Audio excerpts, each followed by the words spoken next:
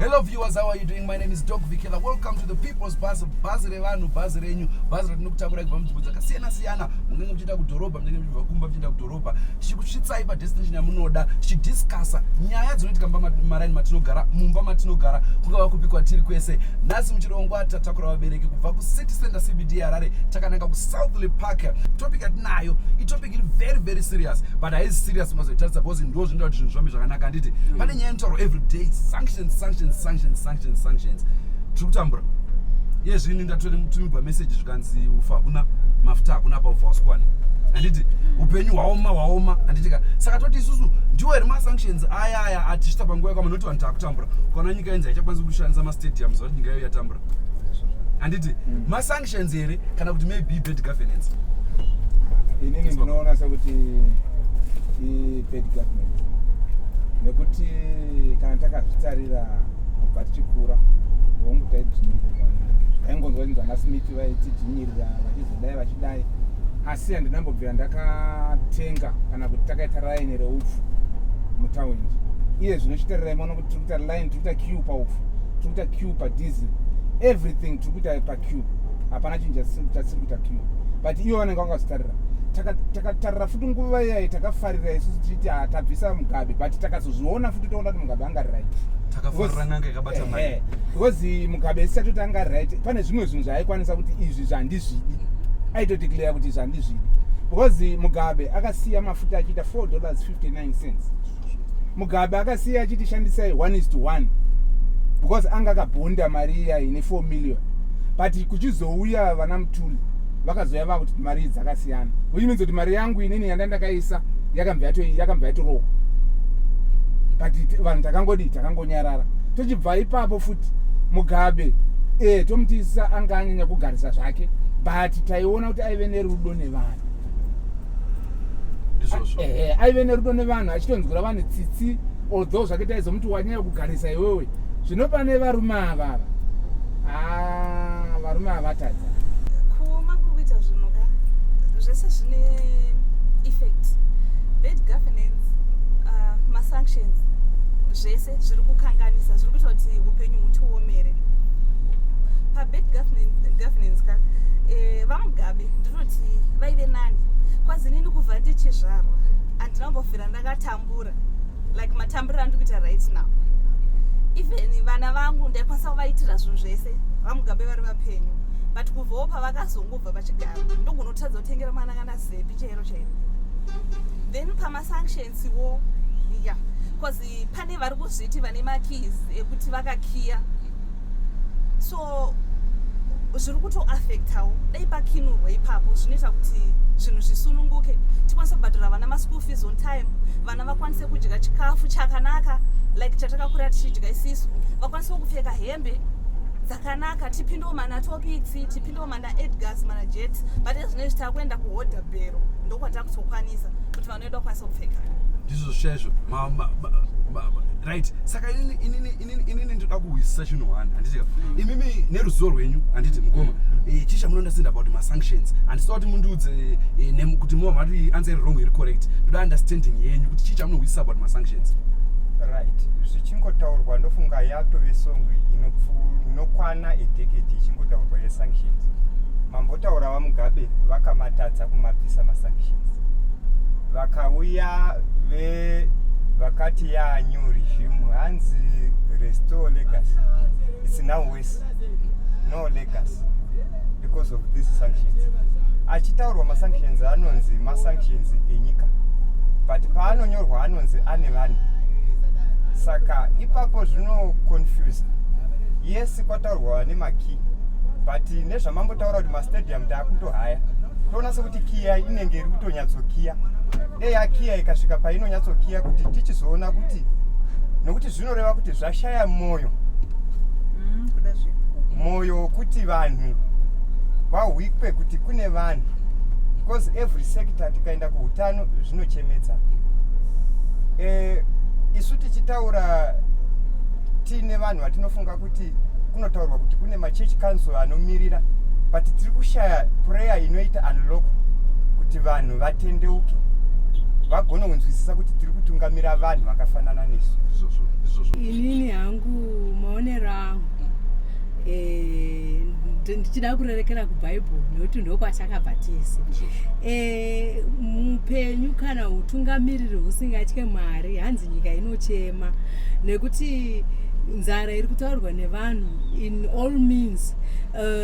Zvirimo mubhaibheri kuti rimwe ramakore vakanga vakuraya madhongi vachipa vana musoro emadhongi vachidya matoto enjiva. Pese ipapo waiona kuti pakangoita bad governance, nyika inochema. Saka chiri kuita kuti zvinhu zviome ukukutu hwevanhu. Baba vambotaura futi kuti even mumachurches macho mune vamwe futi vakucompromise, vanenge vachiita politics wofuti havachateerechi zveshoko raMwari. Saka these are the last days. Ukatarisa nguva yaana Joseph, because he was a good governor, aistore zvinhu zvekuti vanhu vadye achireverera. Saka panapa handisi kuziva kuti tiri kutungamirwa nevanhu vanotya Mwari here. Right, mataura nyaya yakanaka mukataura kuti munyatoma tiri inyaya yegovernance yekuti kutadza kuwisisa zvodiwa naMwari, kutadza kuzitevera mirawo yekuti mukasahla Mwari hazvifambi handiti. Asi inini neruzivo rwangu ruri limited, ndibatsireiwo. Bhaibheri rinoti kudii nemasanctions, zvirango zveupfumi zvirimowo here?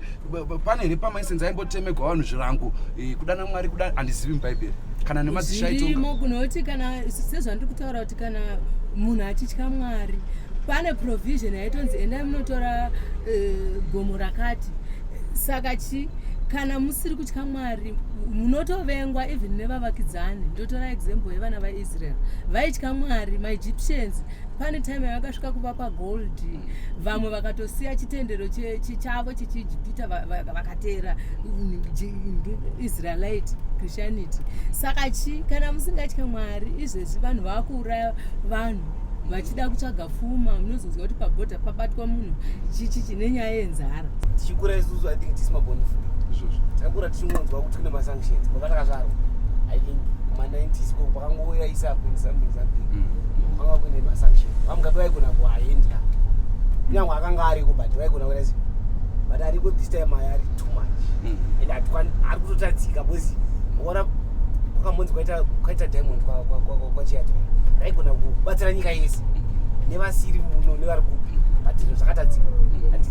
Iko zvinozvi kune maChina runguva yamonzi peace of land, maChina peace of land, but kuda kuedza kuti mhosva dzedu zvakafanira munhu akabara mhosva nditi unoona kupomba polisi language kubhadhara polisi kuti but mari inosvika pakupera mhosva inenge yangofailewa chete kuhaipoti unopedzisira wazoenda kupona. Ndo situation yatiri zvinezvi tingobhadhara kuti tisavharirwa kujeri kuchikuru but tine mhosva. Ngatidzokei panyaya kuti isusu we are responsible for this handitika. Saka masanctions ayamukoma understanding yenyu because musakanganisa kuti paTV mangwana panonzi chii masanctions, the illegal sanctions by the West, the illegal hanzi ari illegal, hatizivi kuti kune malegal ones here.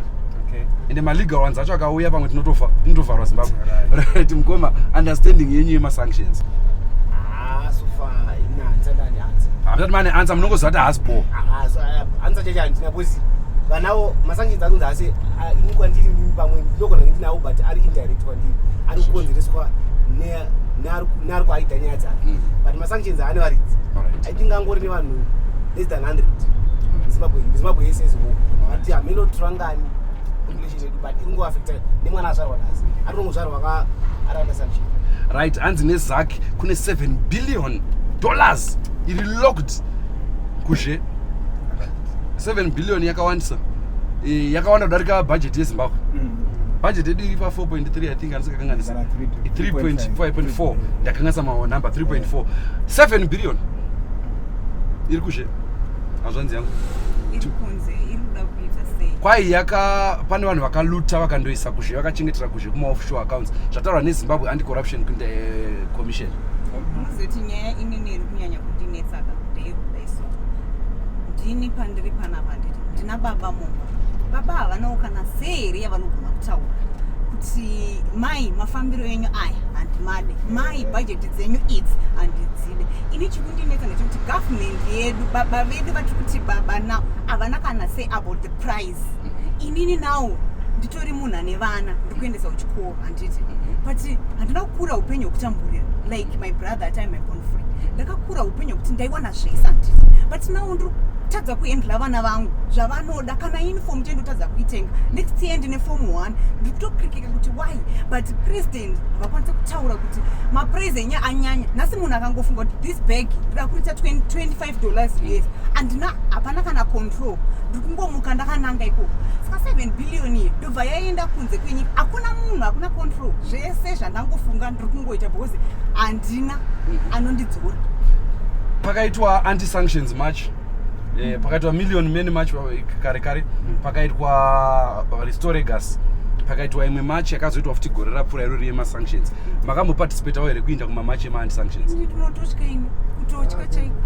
Baba vabva vati pataugwa zvababa vakati aiwa chimira zveditove tiwe baba kumacha akuendeke because pakaita kwekwe waita sei wairohwa, saka kuri kusingeti kuita, saka hatakwanisa kuita. Izvi zvationa isusu manje utungamiriri wedu ndiwo une chitotsi chakati wandei. Kade zviye zvinoitika zviye zvobva nekumusoro, kade mari dzese dzochinjwa nevanhu dzese dzitobva nekumusoro iko. Saka kuti zvipere izvo zvimanje zvinonetsa ndokutungamiriri wedu kana kuchinge kuripewa. Mimi nauka tofunga ini panodzi machongero enyika nditi ndinangu tofunga tikangokura pana mugaba nditi, but so far pakangopinda mabodo apo zvinosvika kana uchikora ndichetomboendi ndikavana tongodzina mama chisiya chikoro nepamusika kuti mari ichinanda kuishaya vadiko ndovakuenda chikoro, but ndikutozviona semwana kuti upenyu hwatakurarama nehwatairarama kare zvaita zvasiyana. Ukati saka naizvozvo kana nyama chaichaika tofunga yangodya pakrismas tichapesa takuita show yekunonwa chingwa kwaidyai muriwo namapotato hamuzviwi. Alright, saka wataura nyaya yakanaka ende tadzokera mundangariro kuti zvinhu mukoma nda kuya pamuri. Saka isi tiri kuti how does bad governance now affect the economy? Right. Munoona bad governance yamuri kutaura kuti yaafekta sei, yabata zvinhu zvese because tikada kuidzosa kuma-sanction kwamaitaura tinohwa kuti kuti muno muitwe investment munodiwa ma-reforms. Ma-reforms harisi kuitwa, anongonzi reforms.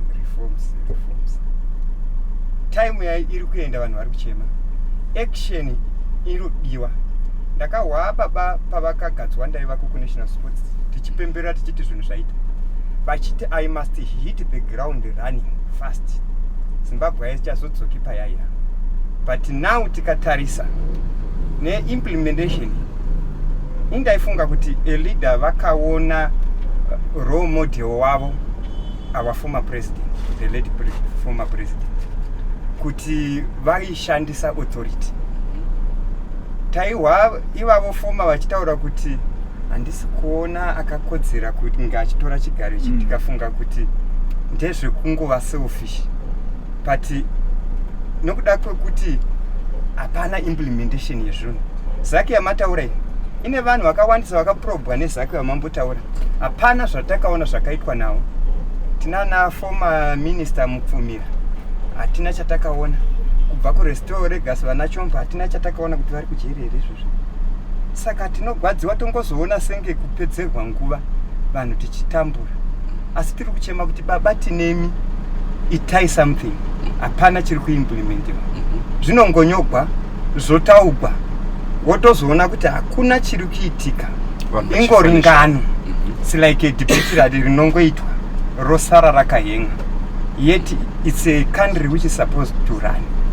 Saka tasvika patasvika kuti tasviniridzwa ezvemukatarisa ndinenge ndine wachi inhamba yezupuku yakaichi handina zvimwe 2020 202 2020 kureva kuti mamuri number 2020 handizive kuti taizosvika rini.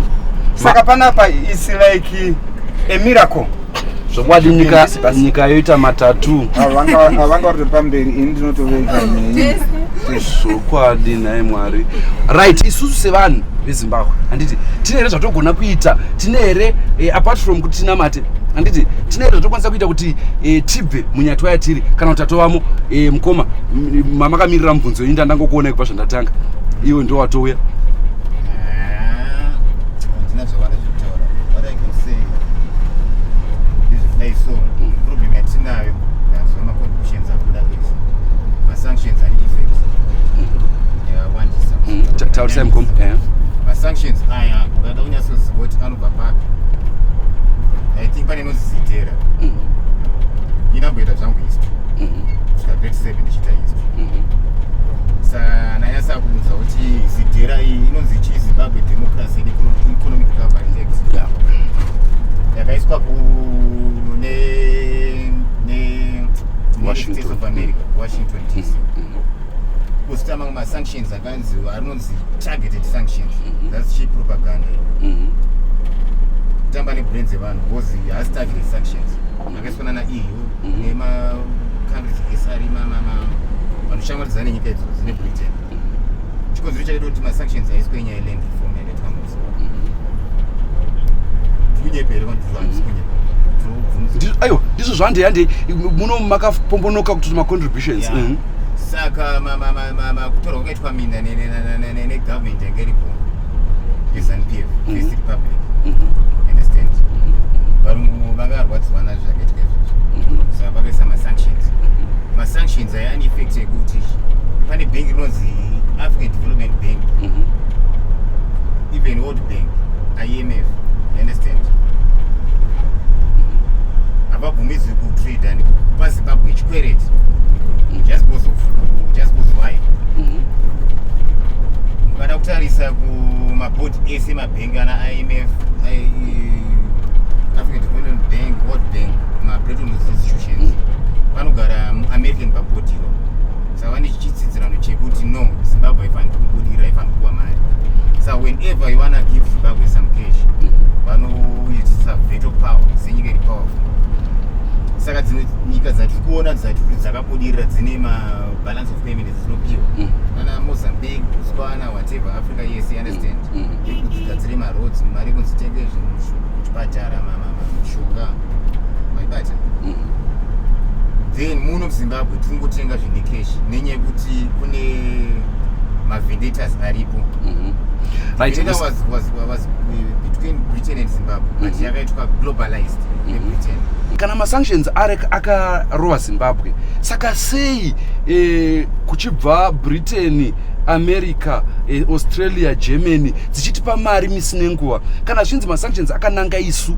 anowisa ndokutaura mukoma USAID yezvizvi iri mumaruzevha iri kupa chibagwe nechikafu yaenda through Ministry of yaenda through Ministry of Social Welfare yoenda kuMinistry of Health zvonzi kune korera younza mishonga handiti kana masanctions ari panyika zvakaita Cuba neVenezuela zvoreva kuti America havatobvumigwi kuti anything chemaamerica chitopinda munyika imomo moisa anonoza cyclone idai vakauya vakaita mashura idzo nyika dzatataura idzi handiti saka masanctions aya hatisi tiri kupfekedzwa heti here mukoma yakasvibirika kuti tifunge kuti akananga yesu handiti ndoda kuti ndikupe perspective pamwe masanctions akananga ava navava handiti asina kuti pamwe vari pamusoro handiti vanogona kurya vakurya mafufu edisu handiti imi musina zvonzi masanctions nekuti ivo havachakwanisi kumora nezhira yanoti kwakavhagwa hameno mukoma like mablingers atinawo mablingers akaiswa nema-western countries that's propaganda because dokupa example iri simple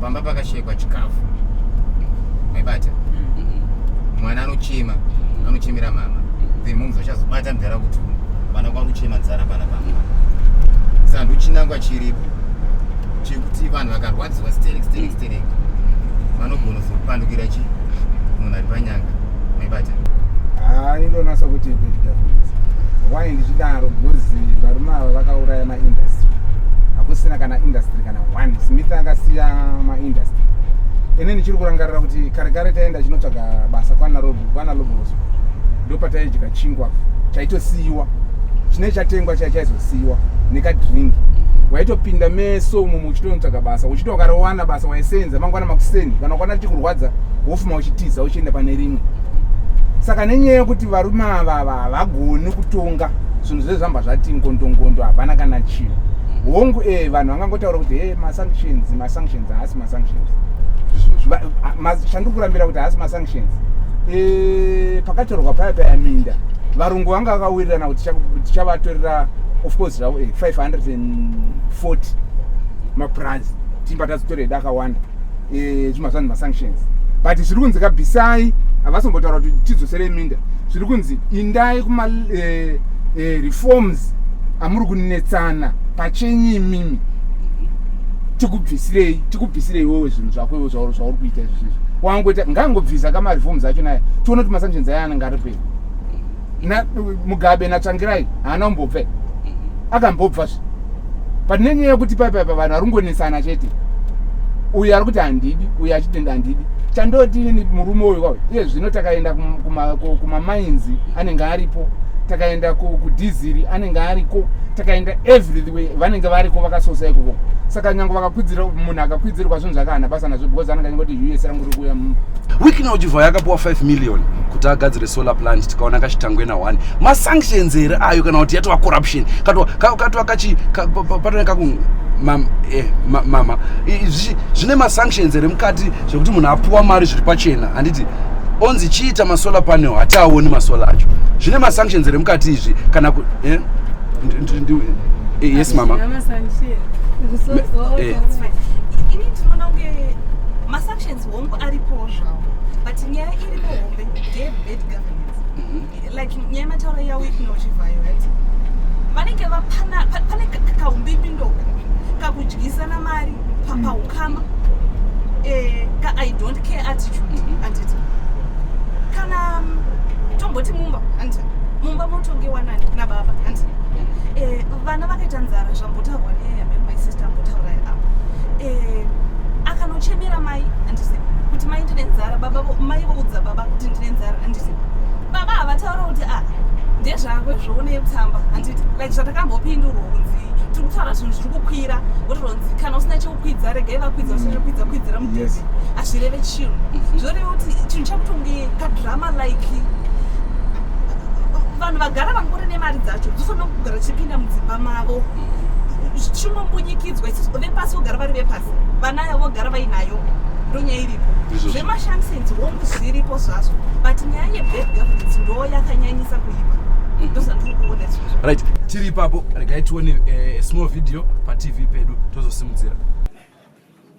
But for me it was a good effort well but we don't have control over kubviswa kwawo.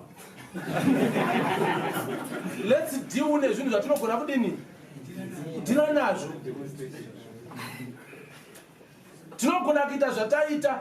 Do you know even during the inclusive government vana amtambara vakabuda vana atsvankere vakabuda vakadini vakanombuzama kuti bvisai but varidzi chikwambo vakaramba nechikwambo chani chavo vakati aiwa makachitorerei chengetai chinhu chani chenyu. So focusing on sanctions is not going to help Zimbabwe in any way. Let's deal with returns for their companies. None. Do they send the employment returns to NASA? None. Evidence is there. No skyscraper in the country for 30 years. But they don't blame about my sanctions. Well, can I ask about you are involved with sanctions and you don't know how to overcome them? Then surrender leadership. If I were to know that, not only can I have my sanctions, you can have zokumadekero izi ngazviende zvibvenda ngazvibviswe zvigobviswa hatizvidi. Abereki tichiripo here kana kuti takukwata hedu tiripo nekuti tikatya kuzvitaura hapana munozvitaura handiti. With those testimonies can we really say kuti masanctions issue masanctions mama vari pakati wedzerai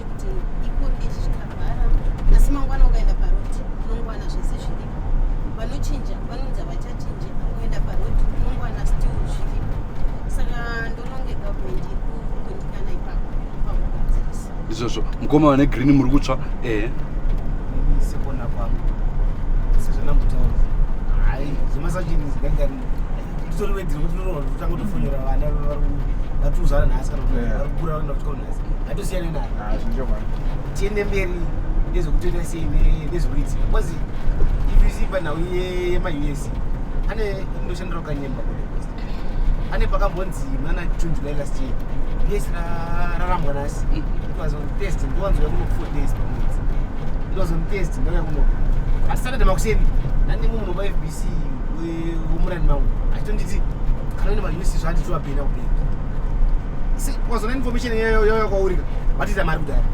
andikuona saka ndezvezvo kuti une chipa uri papo ndo life yakutongoraramba vanhu nezvezvo because munyika mangu yangoimba isina baba ndo situation yatinayo right now varipo avo mundara but hai ndizvozvo zvongoto abcd unozongosvika uri ngoto maswera sededi but hapana handiti school fees kutsvagira wega mudheni ndowadya kuita sei wega wabhadhira rendi kana wega but havasi kukwanisa kukontrola mhuri yavo kutoita sei todzokera panyaya iyo yema-university yemashurugu ari kunetsa mazuva anaya mazuva ano kungonzi pinda mana 6 mashurugu vanhu its like muno mupopulation yedu hametro vangani vamillions vangani but mashurugu vanhu less than 500 but vanetsa the whole country. President Robert Mugabe delete right kwangonzi kubudiriro kwanetwa mapostori akaroburiswa vakabatwa inside 30 minutes vanga vatomukati ita masoja imvura dzinovava kana kuti mashurugu anetsa zvokuti vakatanga kuti mamainzi vanenge vava pese pese munhu ari wani mashurugu so kuti vakuti kune munhu akarohwa zvigunhu last week Sunday Monday akarohwa zvigunhu zvekutsoka izvi akatorwa mari yese anzamba afa but vari kushandisa dhiwedhi rekuti mashurugu but mashurugu aya akambouya sei tatsokera futi back vakambonogara navo meeting vachinzi vakazonzi vatiwa mamainzi avo maclaim avo chichi whatever but zvinhu zvinofanira kubenefita munhu wese azvakupa 1.5 right. Mukoma nhau iyi iri kundinakidza nekuti iri kundikomborera kuti tiri kubva tabata maareas ese mahwa tingati vakuru advisor wapresident vamutsvangwa vachitaura kuti nyaya yemasanctions ngatizotomboitaurai handiti ndoda kundidzoke pamuri kuti position yenyu after maona mavideos is this still the same and how so nekuti ava ndo vacho vari panya ndo vakabata chikepe chacho taurisai kuti tipike sound yacho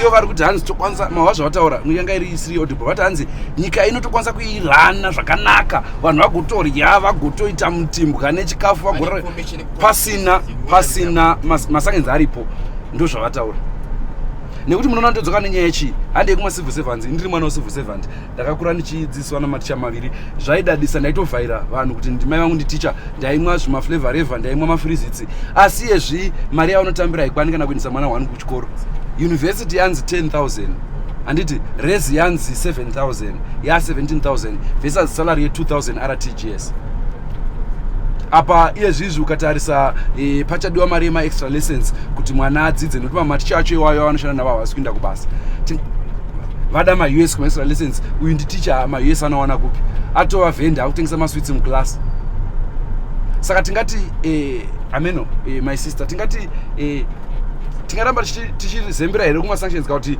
totongoti hedu haa apapa pada kuti pagadzikwe nekuti kana chiti bad governance handisi kutuka hurumende chete ka handisi kuituka ndimukudza ndikutaura titi saka mabvuma mukoma kuti i-governance ka kuti vese vakadaro very good masanctions ane contribution perfect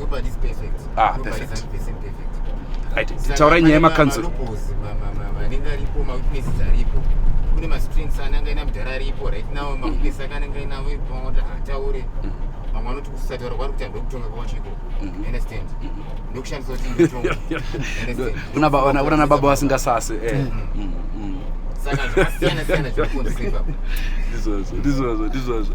Alright, so ndataura nyaya yema-civil servants ndichiti you realize that then ndoita issue ma-councils machii kuti hakuna mvura, one, toenda pa-national grid, kuchipatara hakuna madokta, hakuna mari. So isusu as a people tiri munomu tisu vene veZimbabwe handiti hatingarambi tichiti baba handi zvinonzi kwa democracy for the people by the people to the people kureva tisu takavatsvetapo handiti todini handiti what can be done. Yes, tataura zveprayer, but how do we go forward? How do we make sure kuti mangwana makuseni mamukajumwa tea nemazai nebacon? How do we make sure kuti mawana 3 meals a day?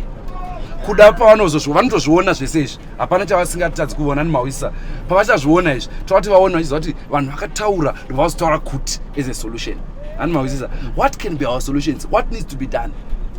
What do you yes my sister? Ineneka zvandofunga ukaona ndakambogara muSouth Africa maSouth Africans anoti zvikatadza kufamba zvakanaka kana totori chingwa chakwira from now chakambenge cha $18 and chikutora 22 avanonoke kunonzi kudemonstrate handiti avachikidzigwi havadi manje munomisi tinototya kuti alright nyangwe titi muke nhasi ndichiti handisi kuenda kubasa uyu my young sister anomuka achienda chiti zviri nani ndiwane 2 cents dzangu shoma idzodzo ndichingotenga hangu mavheji zvichingoende. Saka ipapo ndo pari kutinetsa kuti saka nyangwe sei yekuti tiite sei vanhu vanayo but kutotya ndo kwakatozara matiri takutotya kuti alright tinopafambisa sei tiri kutoshaya even prayer chaiko hatichakwanisa because takatosvika pakuita prayer pakutsanya pakudi but zvatopa zero zviri paground tiri kutoshaya kuti topafambisa sei upenyu hwakaoma tikafunga kuti isusu tinogara South Park bhazi harisviki kwatinotogara topedzesa netsoka mangwana na 3 yambotaurwa nahanzvadzi yangu uri kumuka uri kufamba ukada kufamba nawo muchibage unobatwa.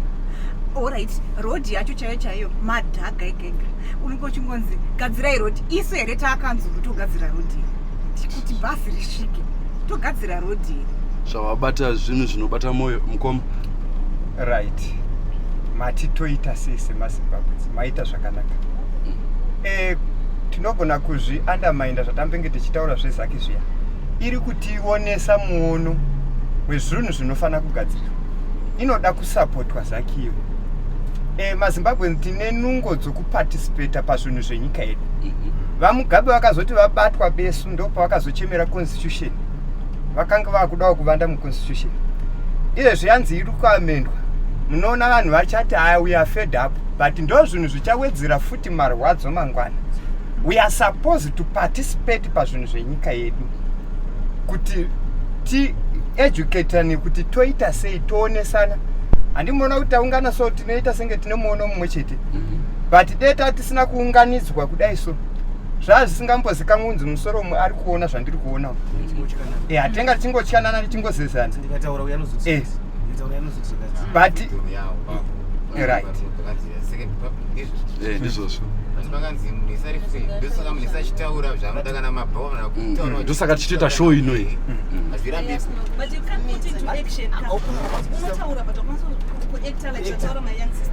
vanopisa matai zvekuti nyaya zvinhu yatisingadi ini zvanofundidzira nezvekudaiso panapa painonzi African philosophy ubuntu izima vamuzva nezveunonzi and kune vamwe mainvesta ndinomboita program vana GZ mukati umo. You understand? If you know much about African philosophy, the case of African knowledge, you could see vanhu vagreed greedness yakamutanga kubva kare. Mama, nyaya tinayo mukupeta, what would be your recommendations? Toita sei kuti nyika yedu ifambe zvakanaka? Nyaya iripo yekuti tinofanirwa kutaura nachokwadi kuti kana tichiti imi muri kukanganisa pakati ngatidai towirirana. Gavhmendi yedu yanzwawo zvichemo zvedu patinochema yateererawo baba vedu vanzwisisawo kunyangwe zvinhu zvakaoma vagonewo kumira sababa vachitaura at least kana ukataura munobatsirana nenyika zvino vakaramba vakanyarara kudaika isusu vana hatichanzwisisi. This has been the People's Bus. Ndiro bhazi revanhu tachitaura nyaya yekuti chii chiri kukonzera kuti nyika yedu iwondomoke yaenda kumawere. Is masanctions here kana kuti issue lack of governance or bad governance atikataura bad governance pachirungu. Tazvinzwira tichitaura navabereki veku South Park. Until next time, my name is Dog Vikela. Please keep tuned in.